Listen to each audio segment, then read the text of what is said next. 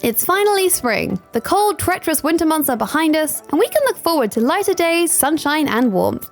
And like me, I'm sure you're going to make the most of all that glorious weather by staying inside, drawing the curtains, and grinding through the best games coming out this month.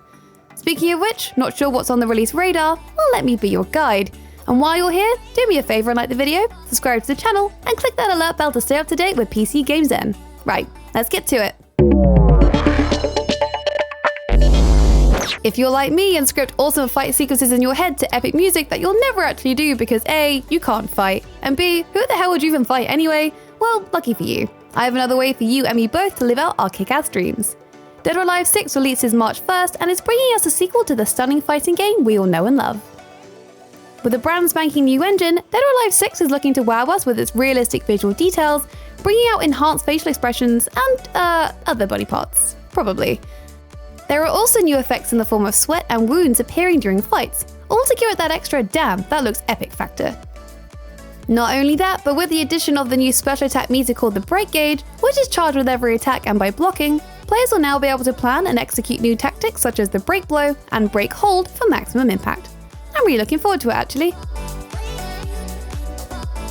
Square Enix is dropping its new dark and gritty survival game Left Alive this month, and we're pretty excited to see if it delivers. It tells the story of human survival from 3 separate protagonists during a debilitating invasion set in war-torn Novoslava in 2127. Ammo is extremely scarce in this desolate future, so it's less guns blazing and more collecting materials to make traps and weapons such as the classic yet infinitely effective Molotov cocktail. Tying in a range of styles from FPS, mech warfare, survival horror to intricate narratives, Left Alive is striving to be more than your typical apocalyptic shooter. Decisions really matter here.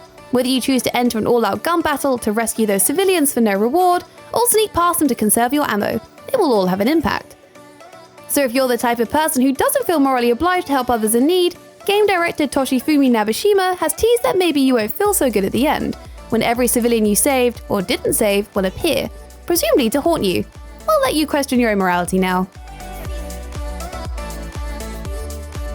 Have you been suffering from a lack of demonic forces in your life? Has the absence of over-the-top action, accompanied by thrashing metal music, left you feeling incomplete? Well, your month is about to get so much more hellish with the 5th installment of Devil May Cry. The invasion begins with the seeds of a demon tree taking root in Redgrave City, and attracts the attention of Nero, a young demon hunter who has found himself without his demon arm, which, as you probably would have guessed, is the source of most of his power. Having been operating a demon hunting agency out of his van, complete with the neon Devil May Cry sign attached to the side of it, courtesy of our old pal Dante, Nero sounds like the perfect man for the job. Well, apart from the whole missing demon arm thing. Oh, and don't forget Nico, a rather feisty companion who is actually pretty handy too. Whoever said demonic showdowns were a solo activity? Even Ubisoft is feeling the spring vibes of The Division 2 releasing March 15th. Say bye-bye to the cold, harsh streets of New York City, as we're now in the sunnier and slightly warmer Washington, D.C. It's been 7 months since the biotech left society in a chaotic free-for-all, and we've been tasked with helping restore order to a city that's trying hard to recover its sense of normalcy. As well as the main story, The Division 2 has plenty of side missions, settlements, and safe houses, which, when completed, all count towards restoring order. So now you can finally live out your dreams as the ideal neighborhood watch member, keeping communities alive and restocked to your heart's content. But what about PvP, I hear you shouting? Well, with 3 dark zones, you can hunt enemy factions all around new areas in Washington, D.C. Or alternatively, if you're that guy, you can always go rogue and source some glorious loot. There's always one, isn't there? From Software is infamous for its incredibly difficult, somewhat painful, and yet infinitely rewarding games. We're of course talking about both the Dark Souls and Bloodborne series. And if you revel in the masochistic memories of completing them, you're going to love what's coming next. Sekiro Shadows Die Twice embraces the precise and unforgiving combat we've spent years honing, but this time we're swapping Hollow Knights for Japanese ninjas. Taking place towards the end of Japan's Sengoku period, you play as the disgraced and disfigured one-armed wolf, who's been brought back from the brink of death and fueled by revenge.